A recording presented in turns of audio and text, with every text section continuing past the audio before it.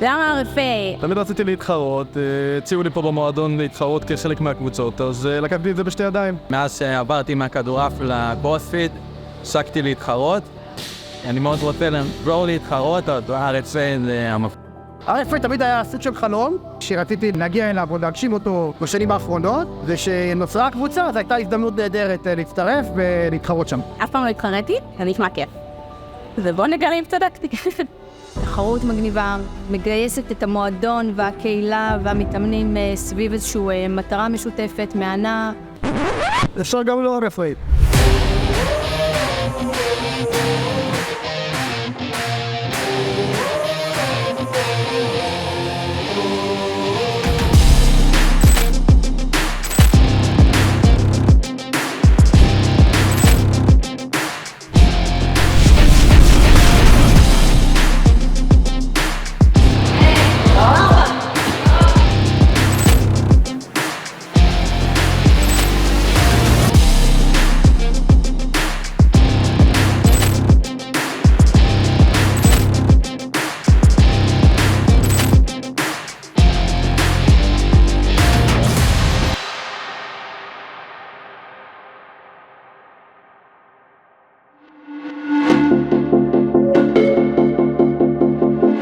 איך התבצעה הבחירה של המתחרים? בעיקרון פרסמנו במועדון מי רוצה להשתתף, את מי זה מעניין. לא היו מיליון פונים, היו פונים, עשיתי איתם איזשהו ברור של סקילים בסיסיים, אז זה חלק ממה שהיה הסלקציה שם. נמרוד בגד התקשרו והציעו, אז אמרתי למה לא, אני נשמע כיף. רציתי להוכיח בעצמי ששנה אחרי לידה אני יכולה להיות ברמה תחרותית. רציתי תקופה די ארוכה לעשות את זה, ובגלל שיש קבוצה, אז לחכות קצת יותר קדימה. בשלב נמרוד שאל אותי אם אני מעוניין להשתתף בתחרות. נטע דחף אותי להסכים, גד תשרק, אז באתי בכיף.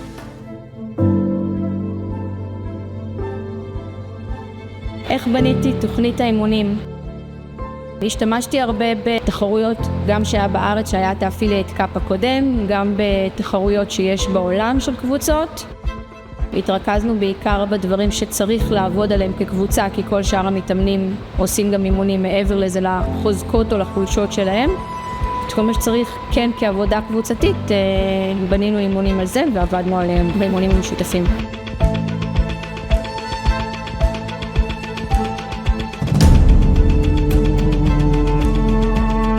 החזקה שאני מביא לקבוצה, וואו.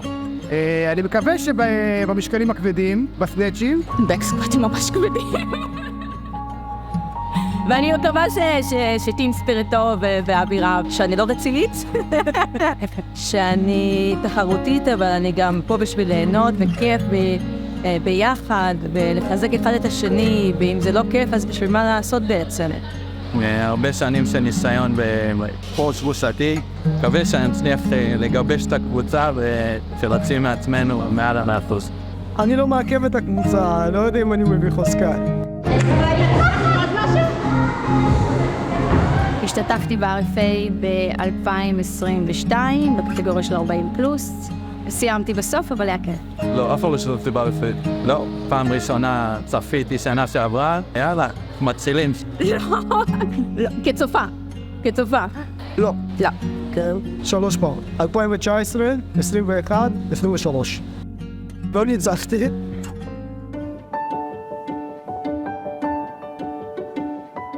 השתדלתי מאוד מצד אחד שכולם יתנסו עם כולם כדי שנבין מי עובד יותר טוב עם מי, אז השתדלנו ככה לערבב כדי לאט לאט משם שיהיה לי את היכולת להסיק מסקנות מי באמת מסתנכרן טוב עם מי באיזה אימון. מנות, מי מצטרפת לאור? מה רזייה? לאור, כבר מדי. לא משנה. סטאס רסטר. איפה הרגשתי במחנה אימוניות? היה ממש קשה.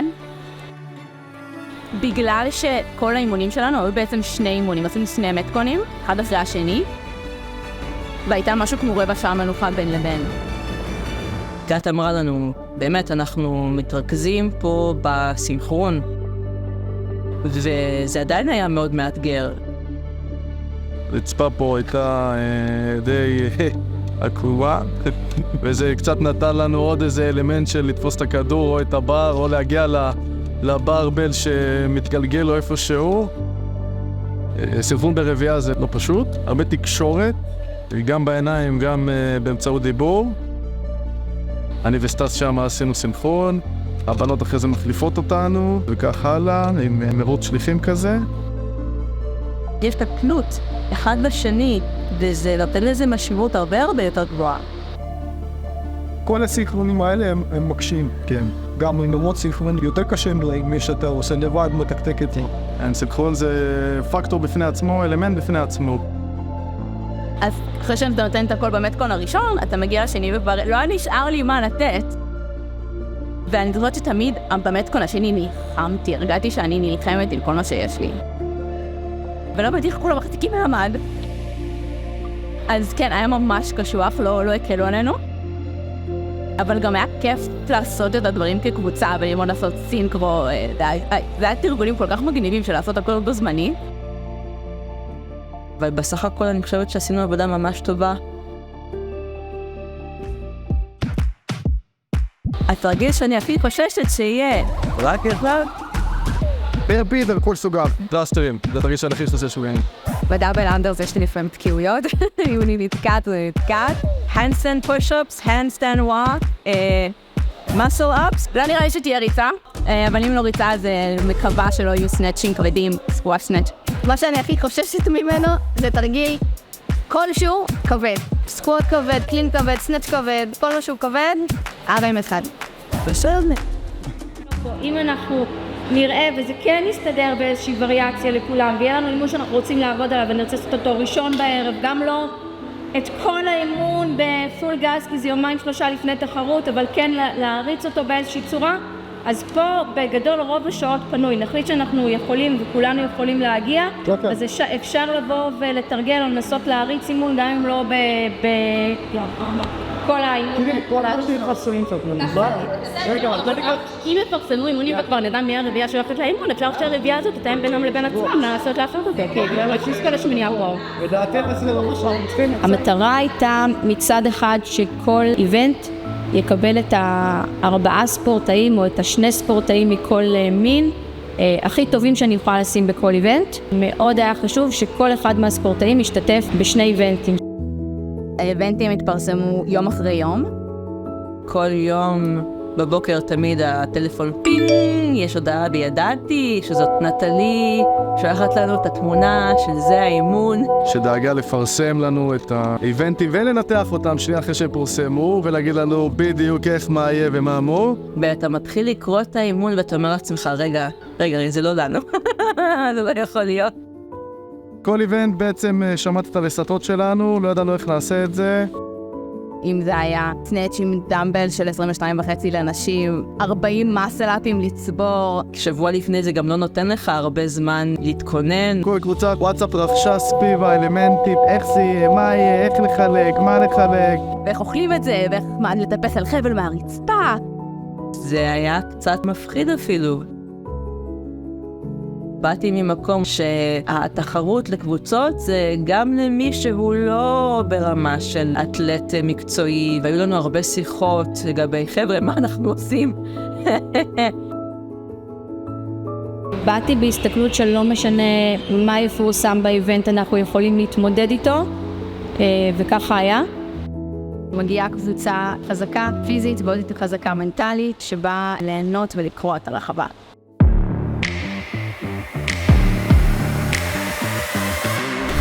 התרגשות, הרבה ציפיות, נרשמנו, עברנו את הקשת, עולים במדרגות ונכנסים לאולם, רואים את הבמה ויודעים ששם הולכים להתחרות. כל הציפייה של הכיף ושכולנו שם לראות את המתחרים, זה היה כל כך מרשים. התרגשתי מאוד מאוד מאוד, כאילו אני מתחרה.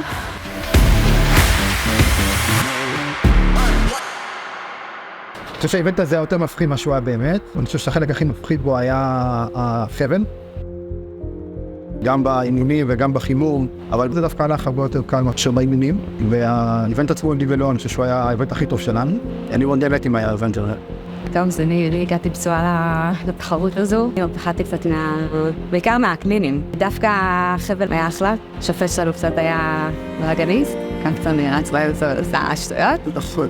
סטאס דחף אותי כל פעם בקלינים, אם לא סטאס אז לא יודעת, כי יוצרת כנראה ב10 הראשונים.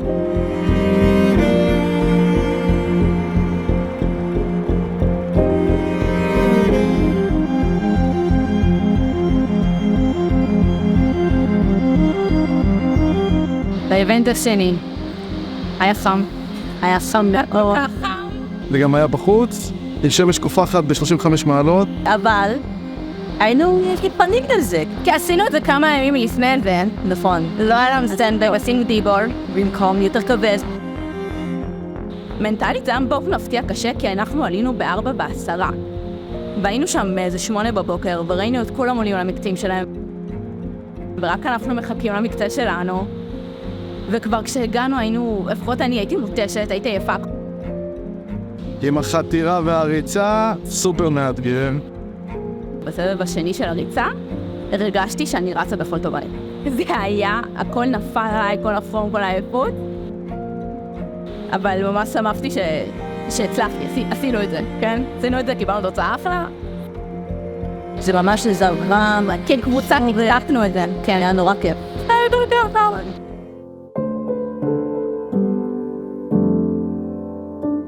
למה החזקתי את הדגל מהאיבנט השני? אנחנו בתקופה קשה במדינה.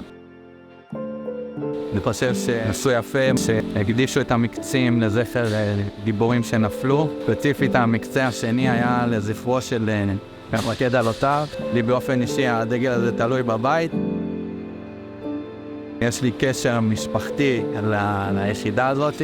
בתקופה הזאת של המלחמה כל היחידות בעצם נהיו משפחות. אז הרגשתי שאני גם מייצג משהו.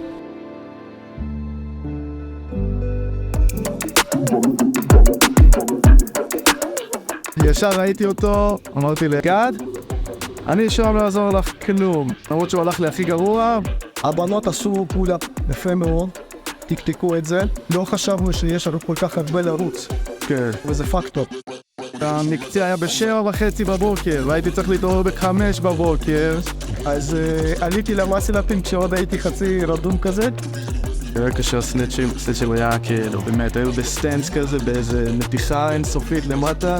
מסתכלים לסינכרון, מסתכלים על השופט, 60 פעם. והייתה לנו בעיה בשיפוט. בשיפוט, כן. השופט חשב... רפס לא נכונים ושגויים. השופט חשב שצריך לסנכרן גם הרמה להרצפה וגם סינכרון למעלה. ובפועל היה צריך סינכרון רק למעלה. אז בגלל זה הוא נתנו כמה נו-רפים, והתחילו להתווכח איתו, ובזבזנו זמן. אני אחד יודע אם נשארה נראה לי איזה דקה 50, חשבתי שאני אעשה את זה, אבל פשוט שמה כבר הייתי פורה. עברתי את הקו איזה 4 פעמים בלי לשים לב, זרקתי לעצמי קדימה, זה היה נורא. גם ההתרגשות, גם השעה מוקדמת, פה היה גם את האיבנט יום קודם, חזרתי מיובש הביתה, לא ידעתי מה מצפה לי, קמתי בהתרגשות. עכשיו התרגשת, כן. סטאס דחף אותי קדימה, המבטים של החבר'ה גם מהיציאה גם דחפו. הצטלמנו בסוף, הכי חשוב. בשלט של הרקליית, היה כיף, סוף התחרות, הגשמתי חלום.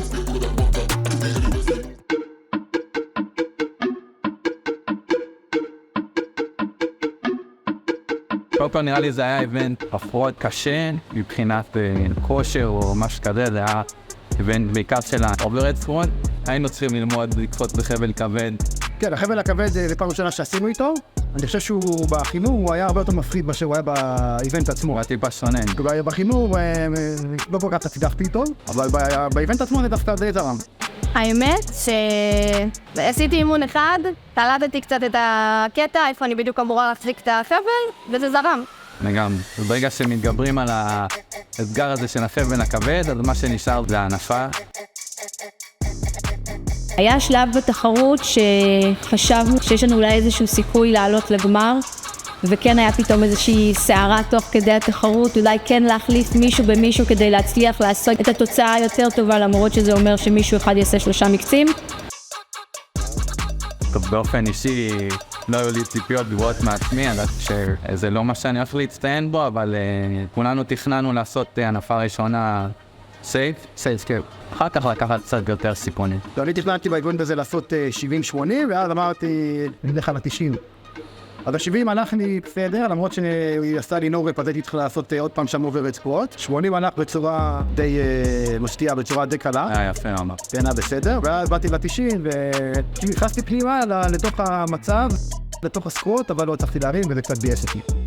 אור עשתה שם תוצאה יפה, סך הכל יש לנו מה להיות מרוצים. כן, זה איבנט טריקי כזה. אתה בא עם משהו שהוא בטוח, אתה מצליח ונותן לך הרגשה טובה, ואז אתה מנסה לקפוץ קצת מעל הפרופיק. אני באופן אישי ניסיתי לעשות כמה PR, משקל שאף פעם לא הנפתי, דווקא לעשות את זה בתחרות. זה כמעט פרק את הכתף תוך כדי. ובוא נגיד, היה כישלון מפורט.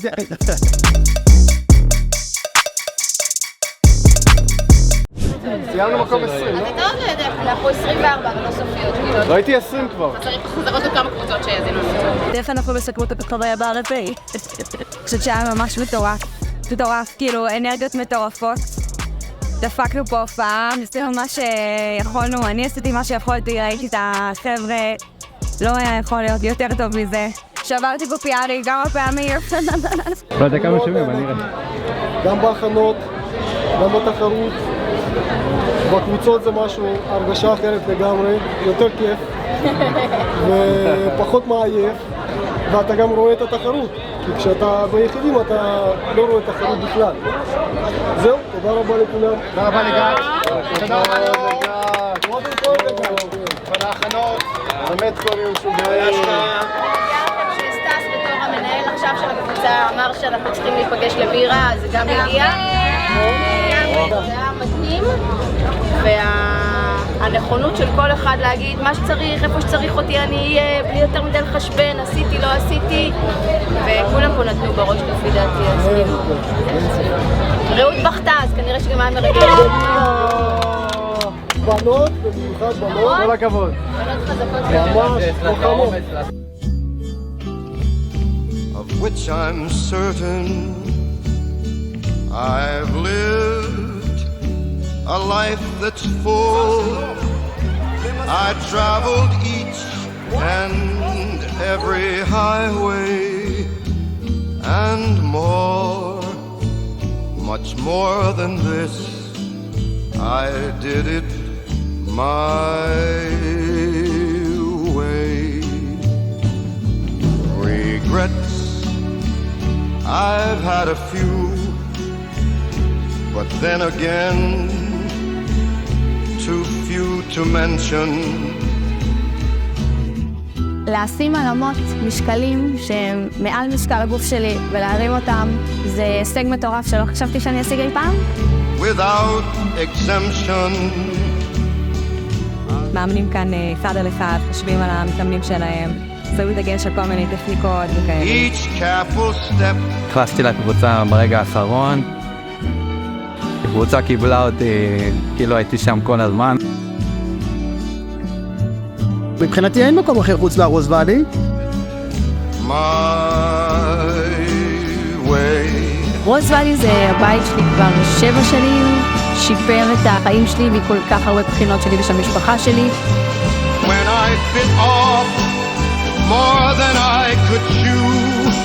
יאללה, תריק! Through it all, when there was doubt, I ate it up and spit it out.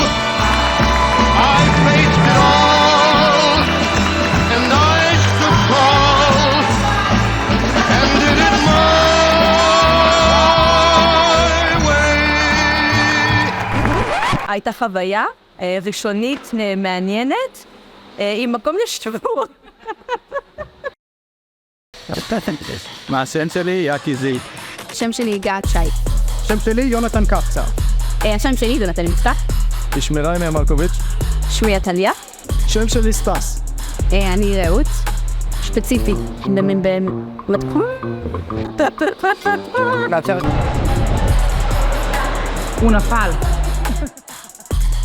למה רוז ואלי? למה רוז ואלי? אחלה מקום, אחלה אנשים, תוכנית מטורפת, משוגעת, התפתחתי פה רצח. מבחינתי אין מקום אחר חוץ לרוז ואלי. רוז ואלי זה בעצם המקום שהתחלתי בו לעשות קרוספיט לפני 8 שנים. וזה כנראה המקום שבו אני אפסיק לעשות קרוספיט, שאני אמות. וואו, אוקיי, יש רשימה ארוכה, אבל קודם כל האנשים, אין על האנשים שלנו. זה קרוב לבית, האווירה פה היא נהדרת, והכרתי את רוז ואדי כשהייתי בעצם בהיריון, וזהו, אהבה ממבט ראשון, כן? בהתחלה כי זה קרוב לבית, אבל אחר כך כי זה בוקס מדהים. שמעתי הרבה דברים טובים על המקום. מאמנים כאן אחד על אחד, חושבים על המתאמנים שלהם, שמים דגש על כל מיני טכניקות וכאלה. ובגלל שיש לי קצת ניסיון בקרוספיט, אני רואה את ההבדלים בין המקומות, והרמה בברואן. קרוב לבית. לא רוצה לענות על זה, ארי. עכשיו מתשבת פה, אני עובד את הקלפטס. זה לא רק. לא נראה לי שתהיה ריצה. אבל אם לא ריצה, אז מקווה שלא יהיו סנאצ'ים כבדים. למרות שלא השתתפתי בתחרות, לא בראשון ולא בשני, סיימתי את שני הימים כאילו מותשת מבחינת הרגשה, כאילו עשיתי את המקצים בעצמי. סטופ, המטור. הייתם מעולים. תודה רבה.